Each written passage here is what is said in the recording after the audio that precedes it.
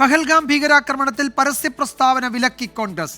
കർണാടക മുഖ്യമന്ത്രി സിദ്ധരാമയ്യയ്ക്ക് പിന്നാലെ മുൻ കേന്ദ്രമന്ത്രി സൈഫുദ്ദീൻ സോസും രംഗത്തെത്തിയത് കോൺഗ്രസിനെ പ്രതിരോധത്തിലാക്കി. ആക്രമണത്തിൽ പങ്കില്ല എന്ന പാകിസ്ഥാന്റെ നിലപാട് അംഗീകരിക്കണമെന്നായിരുന്നു സൈഫുദ്ദീൻ സോസിന്റെ പ്രതികരണം. കോൺഗ്രസ് നിലപാട് സർവകക്ഷി യോഗത്തിൽ തന്നെ നേതാക്കൾ അറിയിച്ചിട്ടുണ്ടെന്ന് AICC വക്താവ് ജയറാം രമേശ് പ്രതികരിച്ചു. കോൺഗ്രസ് പാകിസ്ഥാനെ പിന്തുണയ്ക്കുന്നുവെന്നാരോപിച്ച് BJP രംഗത്തെത്തി. യുദ്ധം അനിവാര്യമാണെന്ന് തോന്നുന്നില്ലെന്ന കർണാടക മുഖ്യമന്ത്രി സിദ്ധരാമയ്യയുടേതും ഭീകരവാദികൾ മതം ചോദിച്ചില്ലെന്ന മഹാരാഷ്ട്രയിലെയും കർണാടകയിലെയും ചില നേതാക്കളുടെ പ്രതികരണങ്ങളും തിരിച്ചടിയായതോടെയാണ് വിലക്ക്. ആക്രമണത്തിൽ പങ്കില്ലെന്ന് പാകിസ്ഥാൻ നിലപാട് സ്വീകരിക്കുകയാണെങ്കിൽ അത് അംഗീകരിക്കാൻ ഇന്ത്യ തയ്യാറാകണമെന്ന മുൻ കേന്ദ്രമന്ത്രിയും കോൺഗ്രസ് നേതാവുമായ സൈഫുദ്ദീൻ സോസിന്റെ പ്രസ്താവനയും വിവാദത്തിലായി. ബിലാവൽ ഭൂട്ടോയുടെ പ്രസ്താവന വാചോടോപമെന്ന ശശി തരൂരിന്റെ പ്രതികരണത്തിന് പാർട്ടിക്കുള്ളിൽ നിന്ന് തന്നെ വിമർശനം.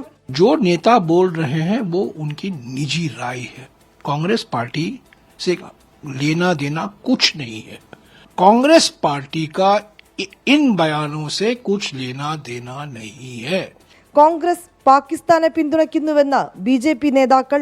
ആക്രമണത്തെക്കുറിച്ച് ചില നേതാക്കൾ വ്യത്യസ്ത അഭിപ്രായം നടത്തുന്നുണ്ടെന്നും ഇത് കോൺഗ്രസിന്റെ അഭിപ്രായമല്ലെന്നും പാർട്ടി വക്താവ് ജയറാം രമേശ് വ്യക്തമാക്കി.